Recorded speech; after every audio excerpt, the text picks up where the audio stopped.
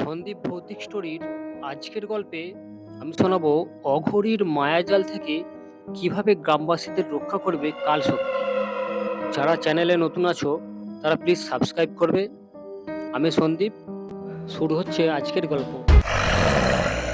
এক প্রত্যন্ত গ্রামে বাস করত এক ভয়ানক তান্ত্রিক। নাম তার কাল শক্তি। কাল শক্তি ছিল অতুলনীয় ক্ষমতার অধিকারী। ভূত, প্রেত, আত্মা সবই তার আদেশে বশীভূত থাকত। গ্রামের মানুষ তাকে শ্রদ্ধা ও ভয়ের চোখে দেখত, কারণ কালশক্তি ছিল তাদের রক্ষক। রাতের আঁধারে যখন দুষ্টু আত্মারা গ্রামে হানা দিত, তখন কালশক্তি তার মন্ত্রতন্ত্র দিয়ে তাদের বশীভূত করত এবং গ্রামবাসীদের রক্ষা করত। কিন্তু সমস্যা শুরু হলো যখন গ্রামে এক অঘরী প্রবেশ করল আর কালশক্তিকে পালাতে বাধ্য করল। কালশক্তি শক্তিশালী হয়েছিল তার কঠোর সাধনা এবং একটি অলৌকিক ঘটনাকে কেন্দ্র করে। কালশক্তি তখন যুবক। তখন সে গুরু মহাদেবের শিষ্য হয়।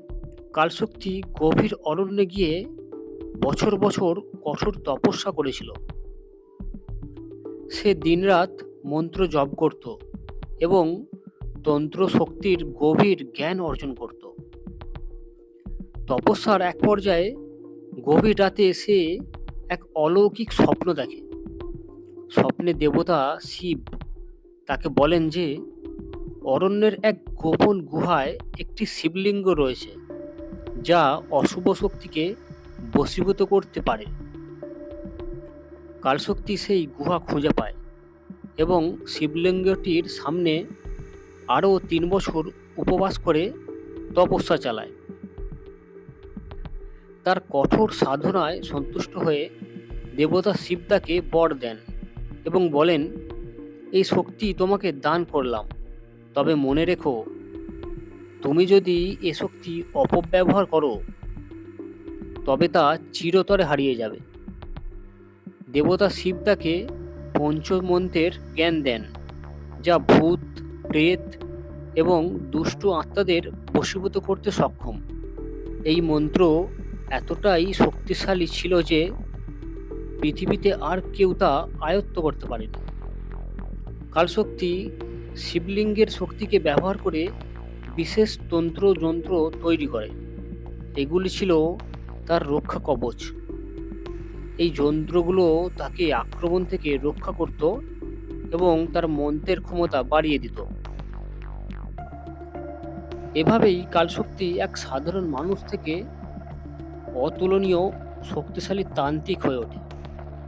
তবে তার শক্তির শর্ত ছিল, নিজের স্বার্থে বা অশুভ কাজে এ শক্তি ব্যবহার করলে তা তাকে ছেড়ে যাবে। তবে একদিন একটি অশুভ পূর্ণিমার রাতে কালশক্তির ওপর এক দুর্ভাগ্য নেমে আসে। গ্রামে এক দুষ্টু তান্ত্রিক আসে, যার নাম ছিল অঘরী। অঘরী কালশক্তির ক্ষমতা ছিনিয়ে নিতে চায়। অঘরী কালো মন্ত্র ব্যবহার করে কালশক্তির সমস্ত ক্ষমতা চুরি করে নেয় এবং কালশক্তিকে দুর্বল করে দেয়। শক্তিহীন কালশক্তি গ্রাম ছেড়ে গভীর অরণ্যে পালাতে বাধ্য হয়। অঘরী আর তার আত্মারা গ্রামে ত্রাস সৃষ্টি করতে থাকে। গভীর অরণ্যে আশ্রয় নিয়ে কালশক্তির নিজের অতীত নিয়ে ভাবতে থাকে। তার ক্ষমতা হারানো মানে শুধু নিজের নয়, গোটা গ্রামের বিপদ। তখন সে আবারও এই তপস্যা শুরু করে। সেই শিবলিঙ্গের কাছে ফিরে গিয়ে সে নতুন করে ধ্যান করে এবং পঞ্চমন্ত্রের এক নতুন স্তর আয়ত্ত করার চেষ্টা করে, যা তাকে আরো শক্তিশালী করে তুলবে। কিন্তু তবুও কি সে অঘরীকে হারাতে পারবে? অঘরী এদিকে গ্রামবাসীদের উপর অত্যাচার করেই চলেছে। কালশক্তি তার শিক্ষা থেকে বুঝেছিল, শক্তির আসল অর্থ হলো তা সঠিক পথে ব্যবহার করা। এই জন্য সে গ্রামবাসীদের রক্ষক হয়ে ওঠে এবং শান্তি প্রতিষ্ঠা করেন। কিন্তু অঘরী ছিল এক দুষ্টু তান্ত্রিক, যার একমাত্র লক্ষ্য ছিল ভয়, অশান্তি এবং ক্ষমতা দখল। তার কাছে ছিল এমন এক শক্তি যা তাকে ভূত, প্রেত এবং অশুভ আত্মাদের নিয়ন্ত্রণ করতে দিত। সে নিজের স্বার্থে এই শক্তি ব্যবহার করত। গ্রামবাসীদের জীবনে ত্রাসের রাজত্ব কায়েম করেছিল। অঘরী তার শক্তিশালী মন্ত্র এবং কালো যন্ত্র দিয়ে বিভিন্ন দুষ্টু আত্মাকে বন্দি করেছিল। এই আত্মাগুলো ছিল ভয়ঙ্কর, শারীরিক আকারে অদৃশ্য হলেও মাঝে মাঝে তারা ছায়ার মতো ফুটে উঠত। অঘরী তাদের দিয়ে গ্রামবাসীদের ঘরবাড়ি ভাঙা, ফসল নষ্ট করা এবং রাতের বেলা গা ছমছমে আওয়াজ তৈরি করিয়ে গ্রাম জুড়ে ভীতি ছড়িয়ে দিত। অঘরী শ্মশানে গিয়ে মৃতদেহগুলোর ওপর মন্ত্র প্রয়োগ করে তাদের জীবন্ত করে তুলত। এই প্রেত সৈন্যরা গ্রামের মানুষদের আক্রমণ করত। রাতে তাদের হিংস্র চিৎকার শুনে কেউ ঘর থেকে বেরোতে সাহস করত না। এসব প্রেতরা গ্রামবাসীদের পশু পাখি, গবাদি পশুদের মেরে ফেলত। ভয়ে গ্রামের পরিবেশ তৈরি করার জন্য অঘরী তার ভূতদের দিয়ে মাঠে অদ্ভুত নাচ করাতো। মাঝরাতে গ্রামে আগুনের গোলা উঠতে দেখা যেত, যা আসলে অঘরীর মন্ত্রতন্ত্রের অংশ ছিল। এই ভয়ানক দৃশ্য দেখে গ্রামের মানুষরা মনে করত দেবতার অভিশাপ নেমে এসেছে। ওদিকে কালশক্তি নিজের ক্ষমতা ফিরে পাওয়ার জন্য তপস্যা করতে থাকে। অঘরী গ্রামবাসীদের ব্যক্তিগত দুর্বলতাকে কাজে লাগিয়ে তাদের অভিশাপ দিত। কেউ যদি তার বিরুদ্ধে কথা বলতো, তাকে অশুভ আত্মারা রাতের বেলা ধরে নিয়ে যেত। এদিকে অঘরী অত্যাচার করতে থাকে। অনেকেই পরে পাগল হয়ে ফিরে আসতো, আর কেউ আর কখনো ফিরেই আসতো না। এই ঘটনাগুলি আরো বেশি ভয় ছড়াতো। অঘরী জানতো যে শিশুদের ওপর অত্যাচার করলে, আঘাত করলে মানুষ আরো বেশি আতঙ্কিত হবে, কারণ তাদেরকে বাঁচানোর আর কেউ নেই। অঘরী যা বলবে তাই হবে। সে ভূতদের দিয়ে শিশুদের ঘুমের সময় ভয় দেখাতো। অনেক শিশু ঘুমের মধ্যে চিৎকার করত এবং অসুস্থ হয়ে পড়ত। গ্রামবাসীরা এসব ঘটনার জন্য অঘরীকে দায়ী করলেও তার শক্তির বিরুদ্ধে তারা কিছুই করতে পারত না। অঘরী মাঝে মধ্যে নিজের শক্তি প্রদর্শন করত। সে গ্রামের কেন্দ্রস্থলে গিয়ে বড় বড় যজ্ঞ করত এবং সেখানে দুষ্টু আত্মাদের প্রকাশ করত।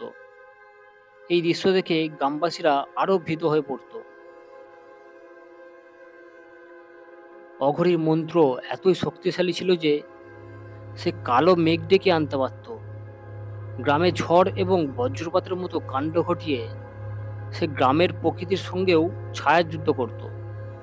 ফসল নষ্ট হয়ে যেত, আর গ্রামবাসীরা বুঝতে পারত না কিভাবে এই অশুভ শক্তিকে থামানো যায়। অঘরীর এমন কর্মকাণ্ডে গ্রামের মানুষরা অসহায় হয়ে পড়েছিল। তারা জানতো যে শুধু কালশক্তি তান্ত্রিকই তাদের রক্ষা করতে পারে, কিন্তু কালশক্তি তখন শক্তিহীন। তাই গ্রামবাসীরা একদিকে অঘরীর ভয়ে আতঙ্কিত ছিল, অন্যদিকে কালশক্তির ফিরে আসার জন্য অপেক্ষা করছিল।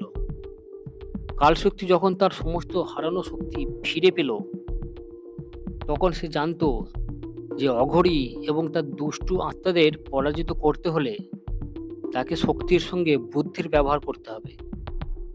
তাই নতুন শক্তি ছিল আরো গভীর এবং অশুভ শক্তিকে ধ্বংস করার জন্য নিখুঁত। এক ভয়ঙ্কর অমাবস্যা রাতে যখন অঘরী তার সবচেয়ে শক্তিশালী যজ্ঞের আয়োজন করেছিল, কালশক্তি গ্রামে ফিরে এসে ঘোষণা করল, অঘরীর রাজত্ব শেষ হবে আজ। তোমরা ভয়ের চক্র থেকে মুক্তি পাবে। গ্রামবাসীদের সাহস জোগানোর পাশাপাশি কালশক্তি গোপনে তার তান্ত্রিক যন্ত্র এবং মন্ত্র প্রস্তুত করতে শুরু করলো। কালশক্তি শিবের দেওয়া পঞ্চমন্ত্রকে আরও উন্নত করেছিল। এই মন্ত্র সরাসরি অশুভ শক্তি ধ্বংস করার ক্ষমতা রাখত। সে একটি অগ্নিচক্র তৈরি করল, যা দুষ্ট আত্মাদের বন্দি করতে সক্ষম ছিল।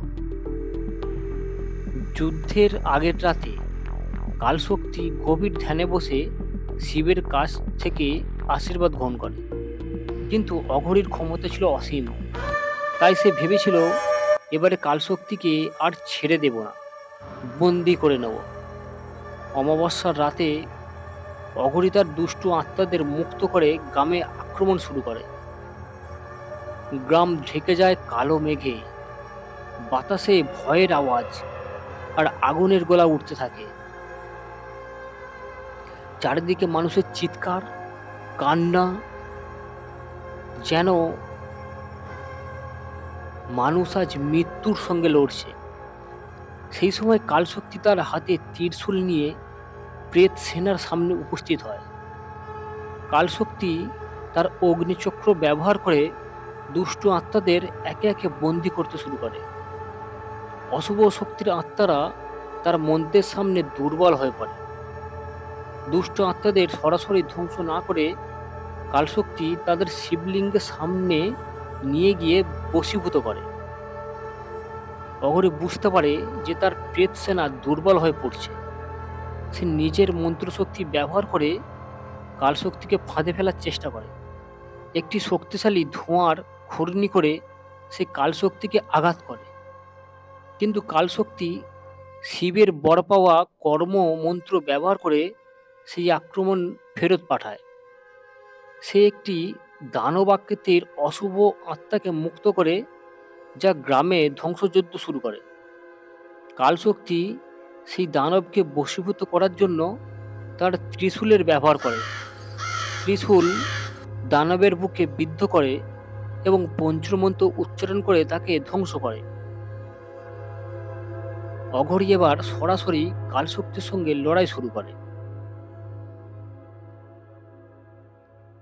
অঘরী কালী মন্ত্র ব্যবহার করে কালশক্তিকে দুর্বল করার চেষ্টা করে।